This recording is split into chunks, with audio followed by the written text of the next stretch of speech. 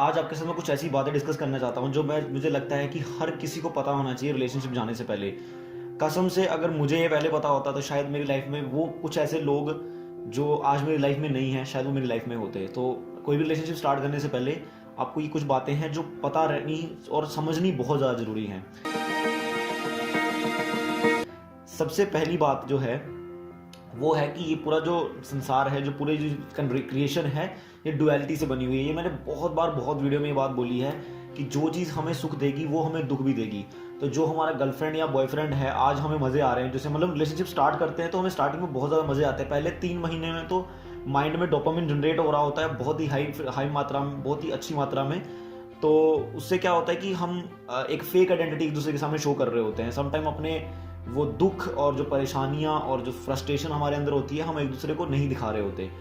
But during the time, जैसे 3 महीने के बाद वो समय बदलता है तो जब थोड़ा सा वो डोपामिन रिलीज होना बंद हो जाता है, क्योंकि हमें उस इंसान के साथ रहने की आदत होने लग गई है। तो अब कहीं ना कहीं वो हमारे दुख का कारण भी बनना शुरू होता है। कई बार झगड़े हो जाना, जहाँ फिर हमारा पार्टनर वैसा नहीं कर रहा जैसा हम चाहते हैं, हमारी एक्सपेक्टेशंस पूरी नहीं हो रही हैं, फिजिकल एक्सपेक्टेशंस होती हैं, मेंटल एक्सपेक्टेशंस होती हैं और वो पूरी नहीं हो पा रही है। कई बार हम खुद से भी एक्सपेक्ट कर रहे होते हैं कुछ गलत चीज़ें। तो फर्स्ट थिंग, आप खुद भी अपने आप को दुख दे सकते हो और आपका पार्टनर भी आपको दुख दे सकता है। आप पार्टनर भी आपके दुख का कारण बन सकता है। तो जब भी आपका पार्टनर आपके दुख का कारण बन रहा है, भले किसी भी तरीके से, थोड़ा सा बैठो और पूरी सिचुएशन को एक ब्रॉड विजन से देखने की कोशिश करो, नहीं तो आप चीज़ों को गलत समझ जाओगे और ब्रेकअप तक पहुंच जाओगे।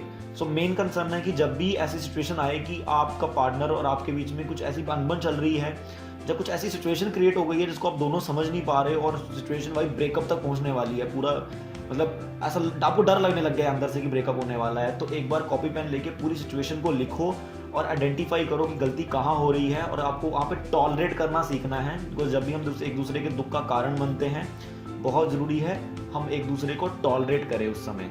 बिकॉज अब उस समय अगर आप उस चीज़ को टॉलरेट कर लोगे तो अगले समय में थोड़ी देर बाद वो चीज़ नॉर्मल हो जाएगी। बिकॉज कोई भी चीज़ हमेशा के लिए नहीं है इस दुनिया में।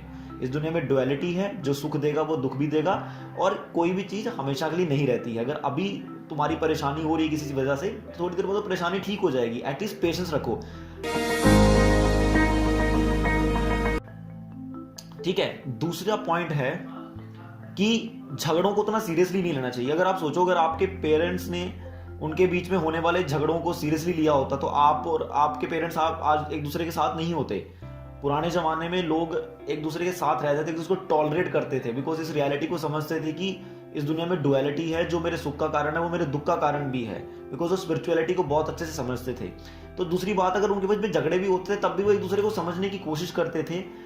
देखो, झगड़ा क्या है? झगड़ा बस एक तरीका है अपने अंदर के इमोशंस को एक्सप्रेस करने का, उस समय जब आप दोनों के जो ओपिनियंस हैं वो मैच नहीं कर रहे, आप दोनों के ओपिनियंस मिल नहीं रहे हैं एक दूसरे के साथ। तो हम गुस्से से, कई बार हमें अपने इमोशंस निकालने होते हैं और हम गुस्से से निकालते हैं, और गुस्से में कई बार हम बैड वर्ड्स भी बोलते हैं। बट आप एक चीज देखो, अगर आपके पार्टनर ने आपको बैड वर्ड्स बोल दिए तो क्या आपने नहीं उसको बोले थे? अगर आप उसको बोलते हो कि मैं आपसे प्यार करता हूं, आपकी मम्मी आपसे प्यार करते हैं, आपके पापा आपसे प्यार करते हैं, आपके भाई बहन, आप एक दूसरे को कई बार गाली भी देते हो।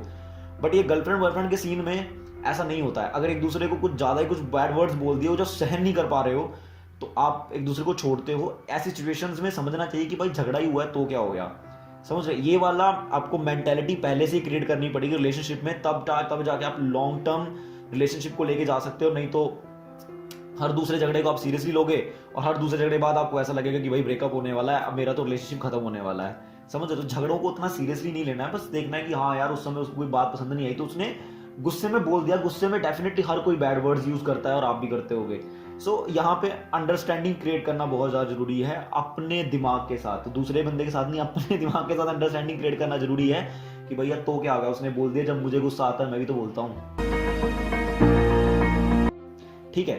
थर्ड पॉइंट है कि भैया हम दो अलग अलग बॉडीज में अलग अलग पर्सनैलिटीज हैं। लड़का और लड़की पूरे तरीके से अलग है। हम भले ही इंसान हैं, नो डाउट हम दोनों इंसान हैं, बट एक तरीके से मैं गाय हूं, मान लो मैं कुत्ता हूं और वो गाय है, तो दोनों भले ही जानवर हैं बट दोनों की जो उनकी अंदर एक सॉफ्टवेयर स्ट्रक्चर है वो एक जैसा नहीं है। जो चीज़ कुत्ता करेगा वो गाय नहीं कर सकती। दोनों जानवर हैं बट दोनों सेम चीज़ें नहीं करेंगे और दोनों के सेम डिजायर्स नहीं हैं। तो ऐसे ही लड़कियां और लड़कों में डिफरेंस है भाई। उनको आप अपने साथ उनको मैच नहीं कर सकते। आप ऐसा नहीं बोल सकते कि लड़कियां भी हमारे जैसी होती हैं, ऐसा नहीं है। वो डिफरेंट बॉडी में एक डिफरेंट इंसान है और उनके डिफरेंट उनका पूरा इमोशनल पूरा इमोशनल स्ट्रक्चर ही अलग है उनका हमसे।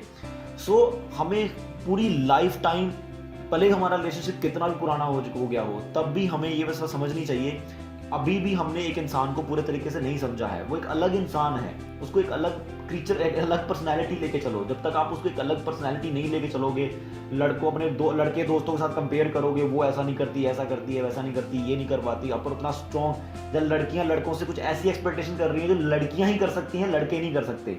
जैसे फॉर एग्जाम्पल एक बुक है man from Mars and women from the Venus, ऐसे कुछ बुक है एक। सो उस बुक में ये बात बहुत ही क्लियरली एक्सप्लेन की है कि यार कैसे लड़के लड़कियां एक दूसरे से अलग होते हैं। जैसे लड़के जब वो टेंशन में होते हैं, परेशान होते हैं, उनको इतना डिस्कस करना, कुछ लड़के होते हैं वो डिस्कस करते हैं बट डिस्कस उसके साथ करते हैं बिकॉज दे नीड, उनको तुरंत सोल्यूशन चाहिए होता है। लड़कियों को शांति मिलती है अपनी बातों को ज़्यादा बोल के एक्सप्रेस करके। लड़कियां बोल के ज़्यादा अपने इमोशंस एक्सप्रेस करती हैं, इसलिए समटाइम लड़कियां ज़्यादा बोलती हैं उन लोगों के साथ जिनके साथ वो ज़्यादा प्यार करते हैं।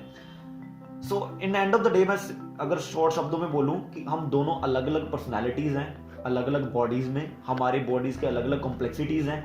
तो हमें दोनों को अलग अलग तरीके से अपने आप को समझना चाहिए और दूसरे बंदे को भी अलग तरीके से समझना चाहिए।